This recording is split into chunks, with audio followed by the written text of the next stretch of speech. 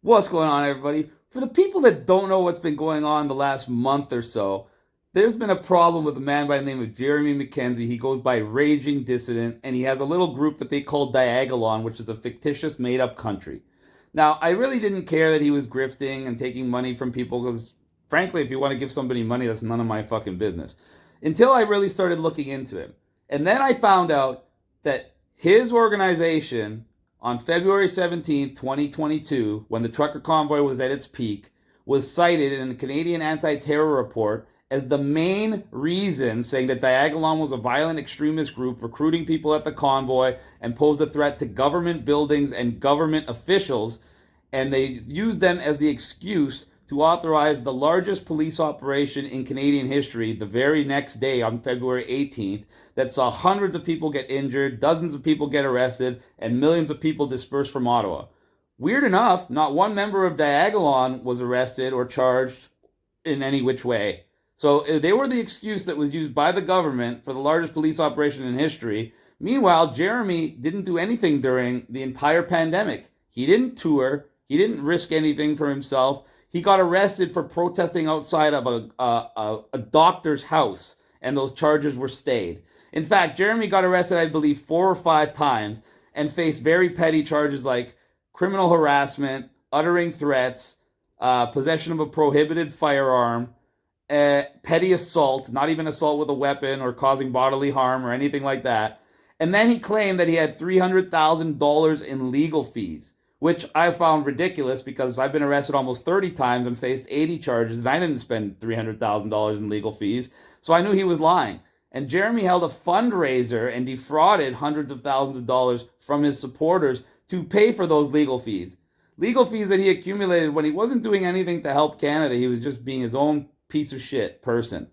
Now that Canada's in a bad way, I was talking on Telegram and telling people that if they can, they should leave.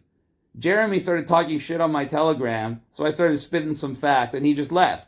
About a week after that, someone sent me a screenshot of Jeremy talking shit about me on his Telegram, which you have to pay for, by the way.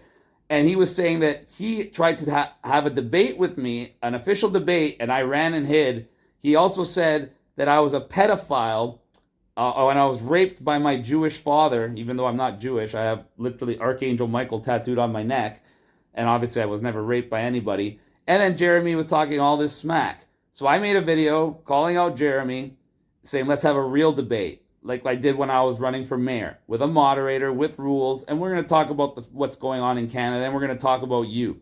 And he said, oh, you know what? I just want to fight you instead. I'm going to fucking fight you. I'm going to beat you up. I'm going to beat you within an inch of your life. It's going to be your funeral. You know what shit talkers do. So I said, sure, Jeremy.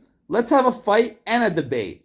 And I went to a lawyer, spent the money, hired them to create a contract to outline the rules of a professional, moderated debate and an amateur UFC-style MMA fight between Jeremy and I, because this is what Jeremy says he wanted so very badly. And for the last 3 weeks, while the contract was being written, or 2.5 weeks, whatever it was, all I've been hearing from Jeremy and his supporters is, where's the contract, Chris? Where's the contract? Where's the contract? Well, the contract's coming today, and before I could even get the contract out there, Jeremy's already running, hiding, and making excuses. So who is Jeremy Mackenzie? Jeremy Mackenzie's a loser who entered the Canadian military at 16 years old and was killing men, women, and children in Afghanistan, getting paid by the same people who are now destroying Canada to literally kill people in their home country so they could take over the heroin trade. If you don't know, 90% of the world's heroin comes from Afghanistan. So we're talking about a murderer, a liar, a thief, and somebody who defrauded his own supporters for hundreds of thousands of dollars. Their symbol of their organization is a goat, aka Baphomet, which comes from Satanism. If you go outside the Church of Satan, you'll see a statue of Baphomet, and that's their mascot. Jeremy also sports a 666 on his motorcycle helmet that he pretends means Friends, Family, Forever, which is a song. And the symbol for Friends, Family, Forever is 6.6.6, not 666, the mark of the beast. So we're talking about a satanic cult named Diagolon, where their leader is a lying ginger Judas goat that more than likely was either a useful idiot for the government or works for the government still, just like he did since he was 16 years old in the military.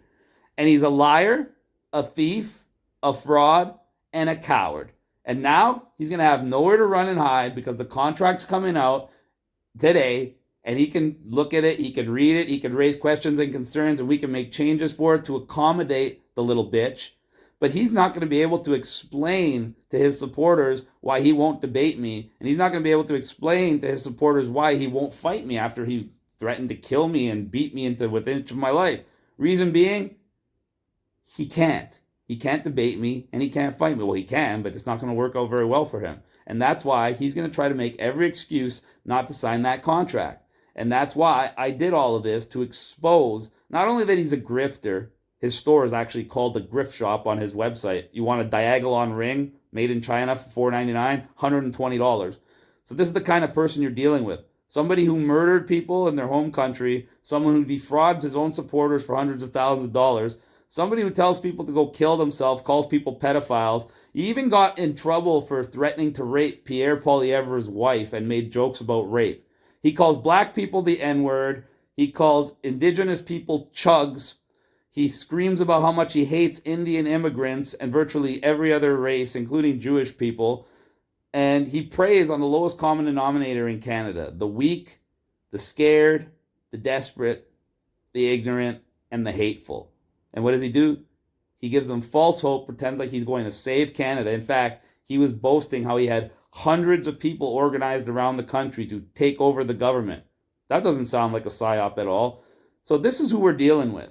We're dealing with one of the worst people in all of Canada, who pretends to be a comedian, who pretends to be someone who's going to save people, when in reality, all he's doing is lying, cheating, defrauding people, and now he's proving that he's a coward.